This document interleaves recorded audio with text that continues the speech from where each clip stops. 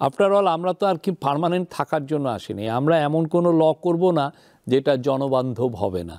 আমরা অবশ্যই ল করব যেটা জনবান্ধব হবে এবং জনগণের প্রোটেকশনটাও ইনশিওর করবে।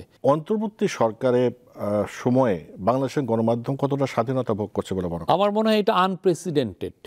এর চেয়ে বেশি স্বাধীনতা আমার স্মরণে নাই। আমি ৩০ বছর ধরে সাংবাদিকতা করছি। আমি সাংবাদিকতা শুরুই করি যখন কেয়ারটেকার গভর্নমেন্ট সিস্টেম হয়। তো কেয়ারটেকার গভর্নমেন্ট সিস্টেমগুলোতেও আপনি দেখবেন যে এক ধরনের মানে সিকিউরিটি এজেন্সিগুলোকে, হ্যাঁ, ডিজিএফআই বা এনএসআইকে কিন্তু ইউজ করা হতো সাংবাদিকতাকে সামহাও এক ধরনের রিপ্রেশনের মধ্যে রাখতে, এক ধরনের প্রেশারে রাখতে। আমাদের সময় আমরা বলতে পারি যে আমরা কোনো সিকিউরিটি এজেন্সিকে ইউজ করছি না। আমরা তাদেরকে মানা করে দিয়েছি, কোনো ইস্যু থাকলে আমাদেরকে জানান, আমরা যদি ভুল নিউজ হয় আমরা বলবো, আদারওয়াইজ ইটস ফাইন। আর একটা হচ্ছে যে কোনো সংবাদপত্রে যে আমরা এই একটা নিউজ করতে বাধ্যও করছি না, আবার একটা নিউজকে রিমুভ করতেও বলছি না যে এই নিউজটা সরিয়ে ফেলেন, এটা গভর্নমেন্টের বিরুদ্ধে যাচ্ছে। আমরা এই ধরনের এই পর্যন্ত আপনি কোনো এভিডেন্স পাবেন না। আপনাদের এখানে এসেও কেউ বলে না যে এই নিউজটা কভার করা যাবে না, এটা বন্ধ করো। এই পুরো জিনিসগুলো যেইভাবে বাংলাদেশের সংবাদপত্রকে টুটি চেপে ধরা হয়, সেই জিনিসগুলোকে আমরা ভেঙে দিয়েছি। এটা আর হচ্ছে না। আর একটা জিনিস হয় যে টুটি চেপার একটা বড় উপকরণ হচ্ছে হলো ল, কালা কানুন যেটাকে বলে, যে রিপ্রেসিভ ল। এই রিপ্রেসিভ ল দিয়ে যেটা হয় যে আমরা অনেকের আপনি এক ধরনের ভয় ধরিয়ে দেওয়া হয়। আপনি আগে যেমন ডিজিটাল সিকিউরিটি ল ছিল, ডিজিটাল সিকিউরিটি একটা নোটোরিয়াস হচ্ছে যে কারো বড় গুণীজন বা শেখ মুজিব বলেন, তার মেয়ে শেখ হাসিনা বলেন, তাদের বিরুদ্ধে একটু কেউ একটা মকারি করে একটা মকিং করে একটা শব্দও বলা যাবে না, বলেই তার জেল হয়ে যেত।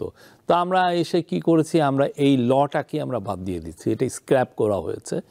হ্যাঁ, এবং এর ফলে যেটা হয়েছে যে মানুষ নিজের থেকে মানে ফেসবুকে বলেন, ইনস্টাগ্রামে বলেন, এক্সে বলেন, সবাই তার মতো করে অপিনিয়ন দিচ্ছে এবং এর ব্যাপারে আমরা অ্যাবসুলুট ফ্রিডম আমরা রেখেছি। আপনি যদি ফেসবুককে জিজ্ঞেস করেন যে আমরা কতজনের এগেনস্টে কমপ্লেন করেছি, আগে ওরা বলতো যে আপনি যদি ফেসবুকে কথা বলেন দেখবেন ওরা কমপ্লেন পেত গভর্নমেন্টের কমপ্লেন্টের কারণে অনেকের ফেসবুক বন্ধ করে দিত, ফেসবুক অ্যাকাউন্ট। আমরা তো সেগুলো করছি না। আচ্ছা, আপনি যেটা বললেন লয়ের কথা বাদ দিয়ে আপনারা করেছেন সাইবার সুরক্ষা অধ্যাদেশ, এটা নীতিগতভাবে উপদেষ্টা পরিষদে অনুমোদনও হয়েছে, কিন্তু এটা নিয়েও তো নানা প্রশ্ন আছে। টিআইবি বলেছে যে এটা জগা খিচুড়ি মার্কা একটা ইয়ে হয়েছে। না, আমরা সবার অপিনিয়নকে আমরা বিতর্কিত ধারা যেটা সেগুলো বাদ দেওয়া হয় না, জামিন অযোগ্য ধারা এখনো বহাল আছে।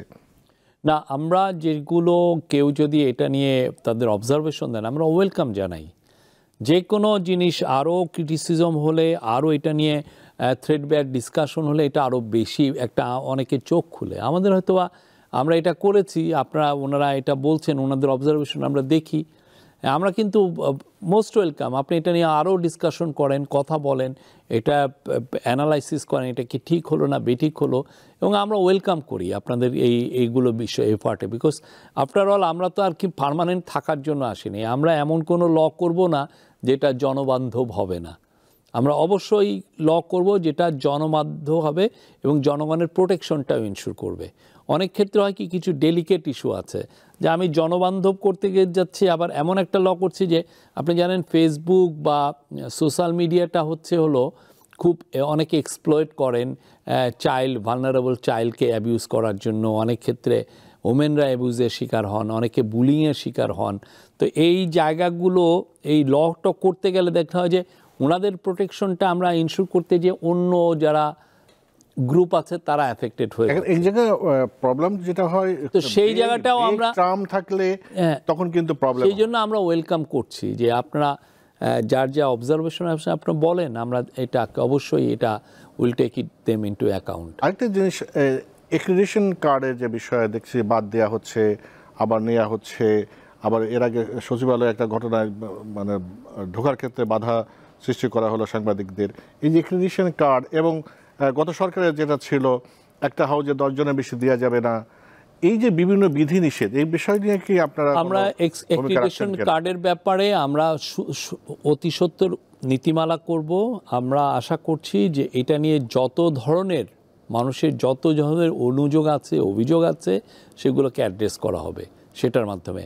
আর প্রথমে আমরা যে কয়েকজনের অ্যাক্রিডিটেশন কার্ড স্ক্র্যাপ করা হয়েছিল, রেস্ট্রিকটেশন দেওয়া হয়েছিল, তাদের ব্যাপারে আমরা স্পষ্ট জানিয়েছি এটা আমরা ওপেন টু রিভিউ। আপনারা জানাতে পারেন আপনার প্রতি যদি অন্যায় করা হয়ে থাকে, আপনি যদি ফিল করেন যে না এটা অন্যায় করা হচ্ছে, আপনি আমাদেরকে জানান। আর পরে যেটা করা হলো, এটা একটা সিকিউরিটি কারণে আমরা কিছু রেস্ট্রিকশন, সুইপিং একটা রেস্ট্রিকশন আমরা এনেছি। বাট আমরা অলরেডি, আপনি যদি সচিবালয়ে যারা কভার করেন, আপনি যদি সচিবালয়ে সাংবাদিক সমিতির সাথে কথা বলেন, তারা কিন্তু আপনাকে বলবে যে কি পুরো আপনাকে পিকচার দিবে। আপনি ওদের কাউকে এনে আপনি জিজ্ঞেস করতে পারেন, তারা কিন্তু আমাদের কাছে অভিযোগ করছেন। আমরা সবাইকে গ্র্যাজুয়ালি দিচ্ছি, সবাই পাচ্ছেন, সবাই যে তাদের রিপোর্টগুলো করছেন। কেউ এসে যদি বলে যে না আমি এটার কারণে জার্নালিজম অ্যাফেক্টেড হচ্ছে, প্লিজ আমাদেরকে জানান। আমরা এইটা আমরা আমাদের যে তথ্য মন্ত্রণালয়ের যিনি আছেন নাহিদ ইসলাম, তার কাছে নিয়ে যাব। তো সোফার আমরা কোনো কমপ্লেন পাইনি। বাট আমরা বলবো যে আমরা একটা এফিশিয়েন্ট অ্যাক্রিডিটেশন কার্ড সিস্টেম আমরা করব, যার কোনো ধরনের কোনো অভিযোগ থাকবে না। কোনো সংবাদপত্র প্রতিষ্ঠান বা টিভি স্টেশন বা ওয়েবসাইট যারাই সংবাদ গ্যাদারিংয়ের সাথে নিয়োজিত, তারা আমরা মনে হয় যে কোনো জিরো কমপ্লেন থাকবে।